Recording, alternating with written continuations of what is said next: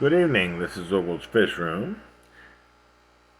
This is one of my 10 gallons. We've got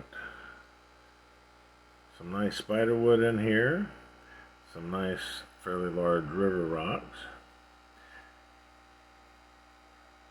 and the substrate is just white sand. I did not see my Betta. He might have already gone to sleep for the night. The only other things I have in here, he's actually quite pretty. He's red and white, very delta tail, I think. No, I don't see him. He's pretty good about falling asleep, though. Anyway, we've got Anubias on several pieces of wood here. We've got a dwarf red lotus right there. Now I do prefer the plants like Anubias and Java fern that you can attach to wood. I really enjoy doing that. That's what this is as well on the back. We have one of the other dwarf lilies right here.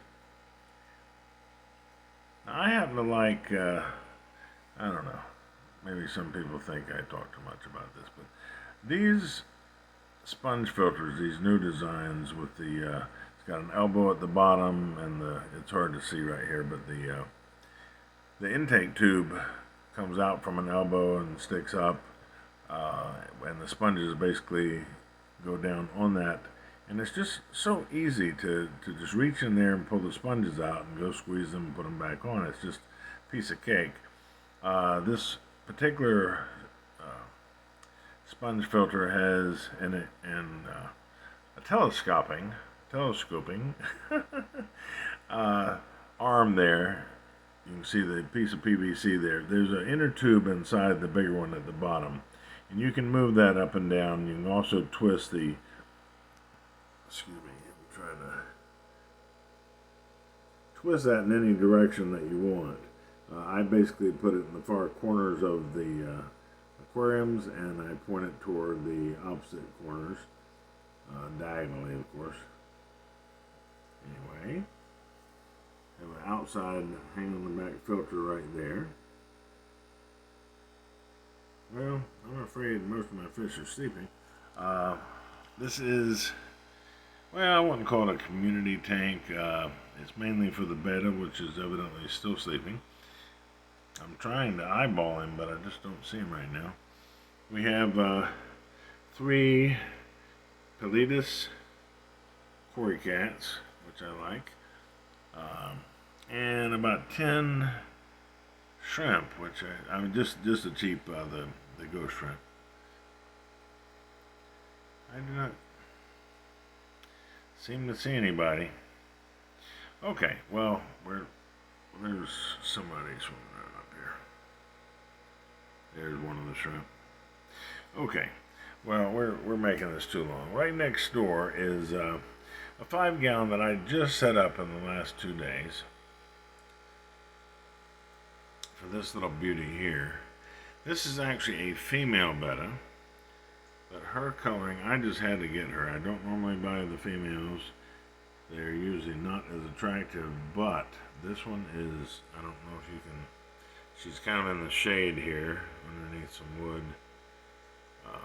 But I tell you what, her coloring, she's a, and see the pectoral fin, how long that is? She's breathtaking. But she is mustard gas. She's almost jet black with gold orangey fins. But not just that. If you notice carefully, sorry, I'm trying to get it there. All the fins are outlined in black, even though they're orange and yellowish. She's just breathtaking. Now I have 10 shrimp. There's some of the shrimp. She's very small, which is why I set this up for her. I had her in a 10-gallon, which is why she might be a little agitated right now because she was used to more room. But I just felt that it was too big for her. She's a very small female Betta. We have balsinaria in the corners there. I've built the sand up with rocks. The wood is over all that. I have Nubius in some of the crevices of the wood, and I've got well, you can't see the rock, but anyway, what I do is I use super glue and glue the Java fern. These are some Java fern babies I had that I pulled off the leaves of other Java fern in my tanks and glued them to a rock. It's hard to see, but anyway, that's all the shrimp are trying to get in the show here. There is, if you look through there, there's another piece of the Balsinaria in the back. There's a shorter piece that you can't see right now, and some more Java fern. There's actually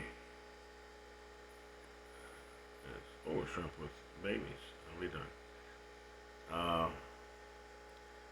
You can only see the top of it there, but what that is a coconut shell, or half coconut shell with Java fern attached to the top, and you cannot see the front, but it goes anyway.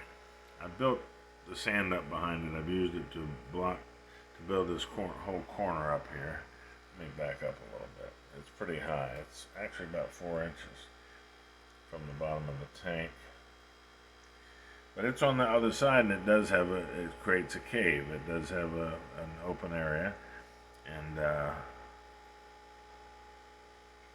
she is. Okay, I put the piece of rock here to try to hold this back. Got another piece over here to try to hold that back with the coconut shell on the other side. That Java fern you see is attached to the coconut shell. There's another one of my sponge filters that I really love. You can see the sponge on this one much easier. It's just easy to clean. This is a piece of cake. I usually put these up to just barely crest the surface, and I find that you can see the bubbles running across the surface. I find that works best. Another outside hang on the back filter in the back. Actually, I'm quite proud of this. This is the smallest tank I've ever had, 5 gallon.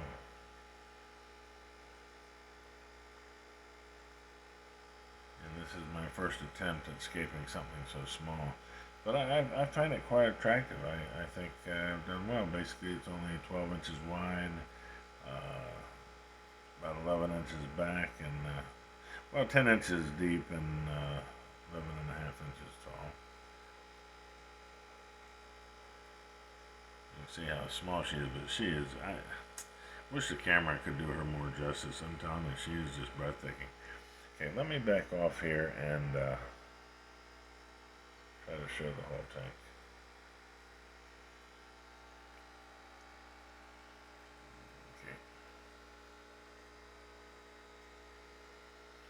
Okay. Let me go back over here, see if anybody's awake. This is the tin. There's, you can see a couple of the cories there. One in the back. Those are Politas. That's a rather large shrimp right there. These are just a cheap ghost shrimp, but if they don't die on you, I don't buy them when they first come into the pet store. I let all the sick ones die off because they seem to do that, and then I go in a week or so later and try to buy some because they seem to be real hardy when you do that. Okay.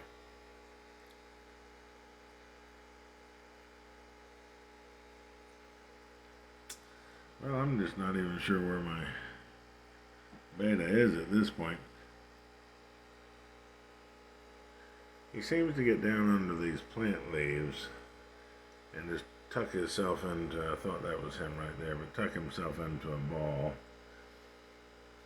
Because I've gotten excited before thinking something had happened to him, and I go poking around in there, and there he is. It's like, what, ant?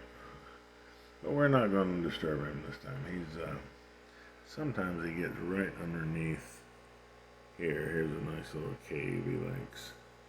And he kind of gets up underneath there. As you can see, I've got a lot of wood structure. I enjoy spider wood. I'm gonna finish this video, but I'm trying to get some info out here. You may already know this, but I found that a lot of people don't. I boil. I take a like a huge pot that you would cook spaghetti in, fill it almost to the top, boil the water, put the spider wood in, and boil it literally for 3 or 4 hours. That's what I do with these pieces. Now you're staring at a couple of different pieces here, so it's not all one piece. And I kind of string things together, but I boil all this, and that gets the tannic acid out. It also saturates. It saturates it to where it has no problem sinking. But mainly that tannic acid, because it will turn your water brown if you don't do that. Okay, I'm going to sign off. This is Ogle's Fish Room, and I hope you enjoyed it, and we'll come back another day and give you another tour. But I just wanted to kind of show you this brand new tank here. I'm quite thrilled with it. A lot of nooks and crannies going on. Look at that cave. Neat. Okay, thanks again. Have a great evening. Ogle Warfield signing out.